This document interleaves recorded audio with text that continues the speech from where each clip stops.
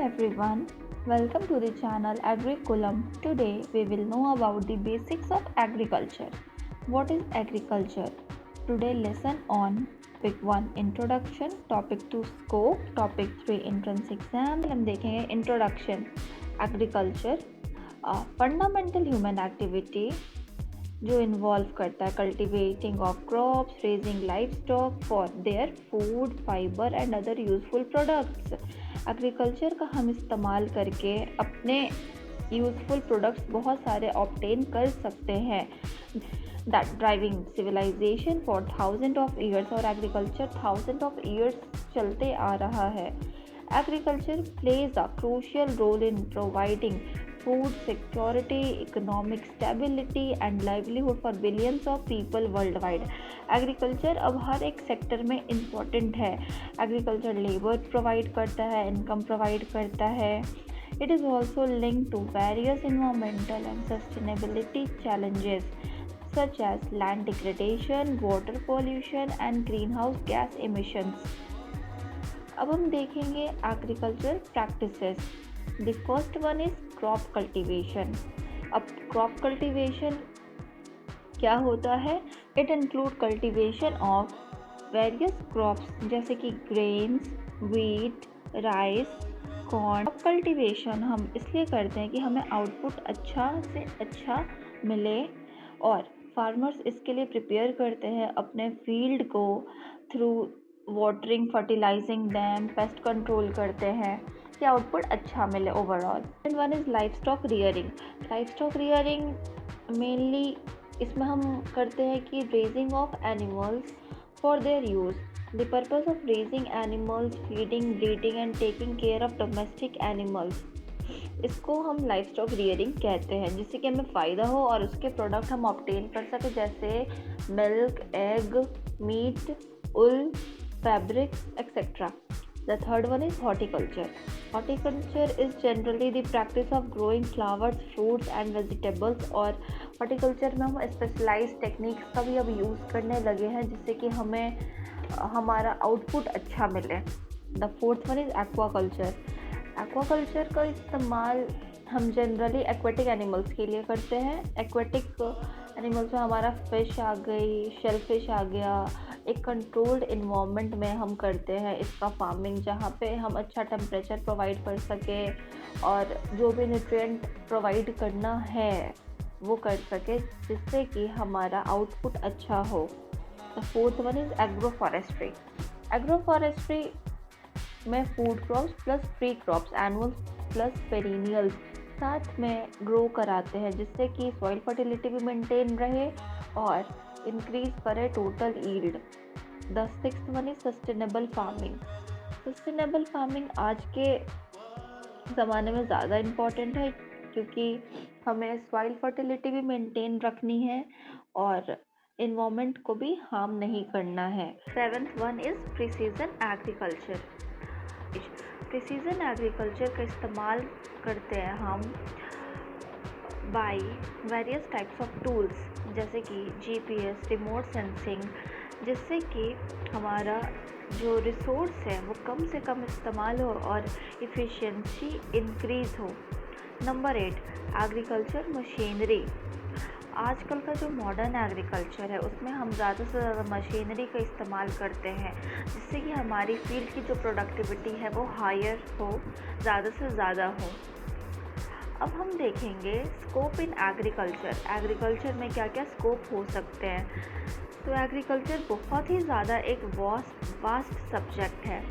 Agriculture limited नहीं है एक ट्रेडिशनल फार्मिंग तक, बट वो और भी सेक्टर्स में बहुत ही ज़्यादा काम आता है, करियर पाथ बन सकता है।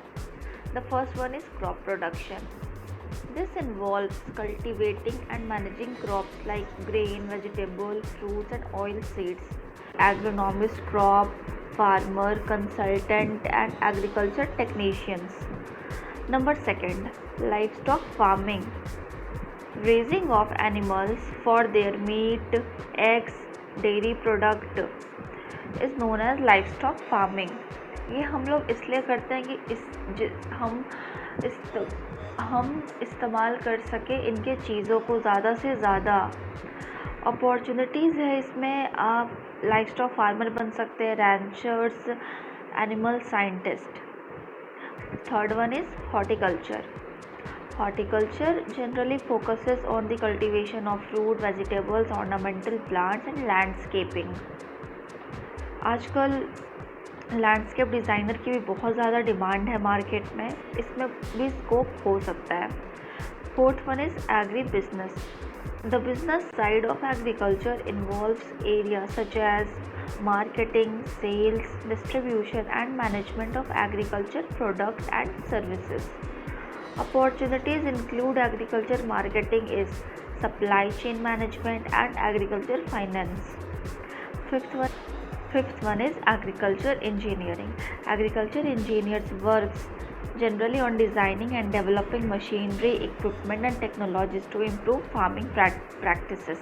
फील्ड पे जितने भी हमें टूल्स की ज़रूरत पड़ती है या जो भी ट्रैक्टर या कुछ भी, तो उसके लिए एग्रीकल्चर इंजीनियर ज़्यादा से ज़्यादा और अच्छे से अच्छा टेक्नोलॉजीज़ का इस्तेमाल करते हैं। Sixth one is crop research and biotechnology. Crop research and biotechnology का ये मतलब है कि जो रिसर्चर्स हैं वो ज़्यादा से ज़्यादा नई नई वैरायटीज़ बना रहे हैं जो कि इम्प्रूव करे ईल्ड को, ज़्यादा दिन तक इस्तेमाल कर सके और पेस्ट एंड डिजीज़ उसमें ना लगे। Seventh one is agri tech and precision agriculture. With advancement in technology there is a growing demand for professionals who can work on precision agriculture technique, data analysis and the development of agricultural software and hardware. Eighth one is sustainable agriculture.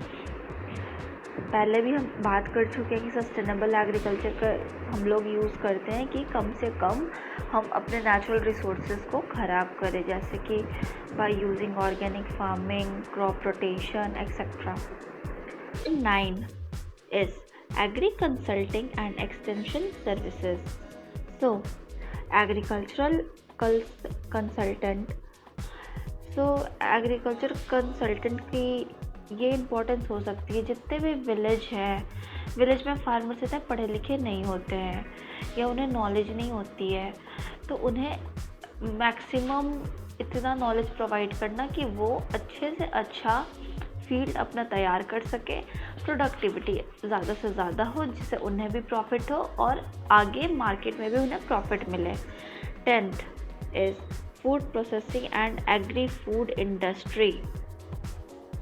तो food processing involve करता है जो भी processing packaging of food होता है, ये सारा जो भी फील्ड से जा रहा है एक इंडस्ट्री में प्रोडक्ट, वो अच्छे से प्रोसेस होना, क्लीन होना, पैकेज होना उसका, ये सारी चीज़ें होती हैं फूड प्रोसेसिंग में या एग्री फूड इंडस्ट्री में।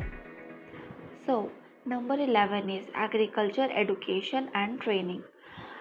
इसमें एग्रीकल्चर एडुकेशन एंड ट्रेनिंग ये कह सकते हैं कि एग्रीकल्चर एडुकेशन प्रोवाइड करना हर एक जगह जाके, चाहे वो रूरल एरिया हो, अर्बन एरिया हो, एग्रीकल्चर ट्रेनिंग देना means the practical application of scientific and economic and social development principles in the preparation for and delivery of training in agricultural production. और इसका एम ये हो सकता है कि to prepare students for employment in the agriculture sectors, उन्हें ज़्यादा से ज़्यादा नॉलेज प्रोवाइड करके। 12th one is urban agriculture.